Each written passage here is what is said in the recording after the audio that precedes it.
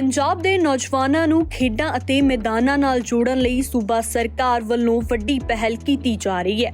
ਜਲਦੀ ਹੀ ਸੂਬੇ ਦੇ ਹਰ ਪਿੰਡ ਵਿੱਚ ਕੁੱਲ 13,000 ਅਤੀ ਆਧੁਨਿਕ ਖੇਡ ਮੈਦਾਨ ਬਣਾਏ ਜਾਣਗੇ।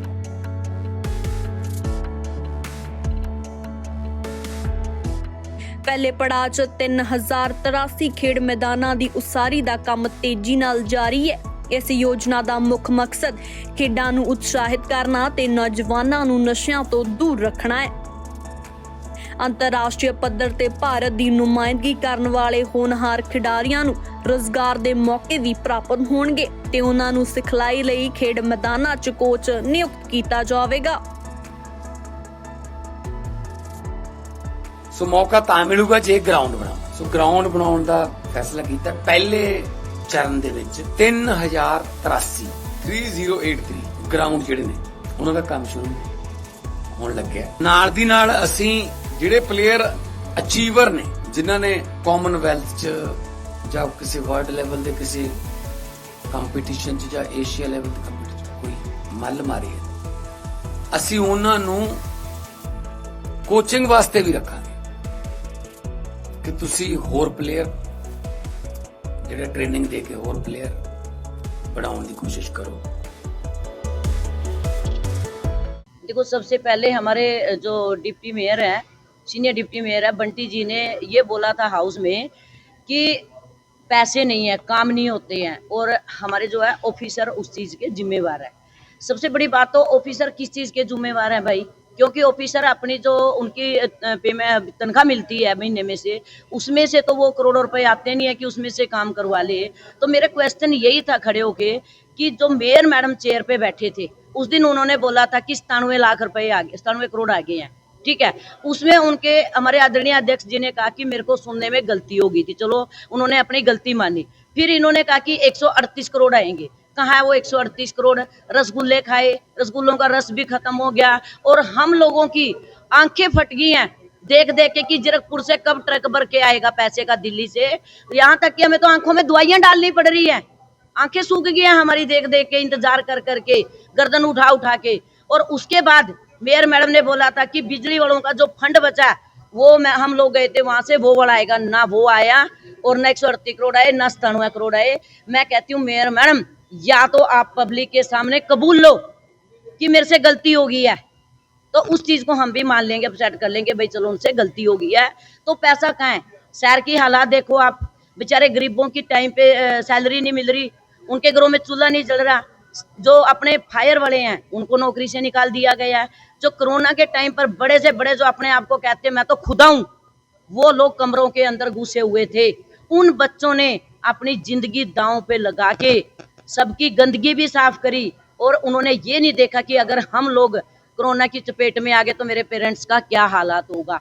आज उन बच्चों को जिन्होंने 5 से 6 महीने तो यहाँ पानी पिलाया, कुलदीप मेयर था जब उस टाइम भी, अभी मेयर मैडम के टाइम पे भी, अरे बच्चों ने 7 से 5 महीनों की सैलरी तक नहीं मिली, रोना आ रहा था उनकी तरफ देख के। रात के इंस्पेक्टर थे। अरे मेयर मैडम का एक इतिहास में लिखा जाएगा कि आज तक जितने भी मेयर आए हैं किसी ने किसी को नौकरी से निकाला नहीं है, उल्टा रखा है। और ये इतिहास में लिखा जाना चाहिए कि 600 से 650 बंदों को बेरोजगार कर दिया गया।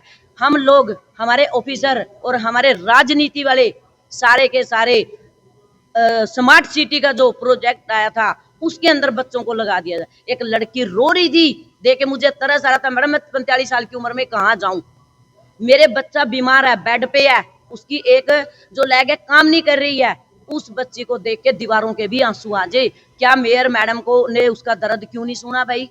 हैं, सबसे नंबर 1 पे गवर्नर साहब आते हैं, सेकंड नंबर पे मेयर मैडम आते हैं। अरे मैं कहती कुर्सी छोड़ के बाहर जाके, अगर यहाँ नहीं सुनते ऑफिसर या गवर्नर साहब नहीं सुनते, सरकार इनकी है, बाहर गेट के ऊपर बैठ जाए धरना, मैं सबसे पहले मेयर मैडम के साथ बैठूंगी कि आप लोगों ने नौकरियों से क्यों निकाला। लगाने वाले कौन? ऑफिसर। लगाने वाले कौन? राजनीति वाले। और निकालने वाले कौन? ऑफिसर और राजनीति वाले। आपने देखा कि जो मैंने हॉर्टिकल्चर का उठवाया था राम दरबार का, उसमें हम 3.5 करोड़ रुपए लगा के और उसको बिठा दिया था हमने जमाई बना के। आज अगर वो फ्री में जाने के लिए तैयार है तो इन्हीं का पार्षद क्यों पीछे पड़ा हुआ है कि उसी को दिया जाए। उसमें 25% भी कूड़ा नहीं हो कर रहा वो, लेकिन 75 के हम पैसे दे रहे हैं।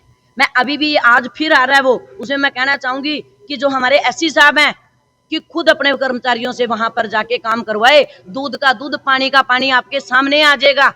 और फिर उसके बाद जो जसबीर बंटी जी, मैं और तरुणा मेहता जी गए थे। अरे 35 लाख रुपए पर मंथ बिजली पानी उस प्लांट में दे रहे थे, कपड़े, नारियल। और जब उन्होंने चला तो स्पार्किंग होगी, उसके अंदर भी नरी दांदरी थी। अब वो 4,81,000 का टेंडर उठा, हमने पूरा स्ट्रगल किया। तो मैं मेयर मैडम को भी यही कहूंगी, पार्टीबाजी छोड़ के शहर के बारे में सोचे। अरे हमारा चंडीगढ़ गांव से भी बुरी हालात है, लोगों की कोई करंट लग के मर रहा है, कोई गिर के मिल रहा है, एक्सीडेंट हो करके। पार्कों की हालात देखो, कूड़े की देखो, एसएसके की देखो। मेयर मैडम, आपके जो 6 भी नेबी बचे हैं ना, मैं हाथ जोड़ के विनती करती हूँ कि चंडीगढ़ के शहरवासियों की तरफ देखिए, और हो सकता जो पिछली कमियां थी आप वो ढकी जाए। अगर आप शहर के अंदर जाके गलियों में काम करोगे, आप पार्टीबाजी ना करके और जमीन पे आके चलिए, हम आपके साथ हैं। और पैसे लेके, और रही बात सड़कों की, V3 रोड मैडम साहिबान कहती है कि V3 रोड एडमिनिस्ट्रेशन को दे दो। क्यों दे दें भाई? अगर मेयर मैडम को देनी है V6 रोड दीजिए, क्योंकि मेयर मैडम वोट भी आपको किसने दिए थे? V6 वालों ने दिए थे। V3 पे तो VIP लोग जाते हैं, बड़े बड़े लीडर जाते हैं, ठीक है ना। इस करके वो V3 दे रहे हैं। हम बिल्कुल भी नहीं देंगे, हम उसके बिल्कुल खिलाफ हैं। हाँ, गवर्नर साहब रिटर्न में लिख के दे दो कि जिस दिन सड़क बन जाएगी, रिटर्न में लिख के दे दो हमें कि जिस दिन सड़क बन जाएगी अगले ही दिन कॉर्पोरेशन को सौंप दी जाएगी, तो हमें मंजूर है।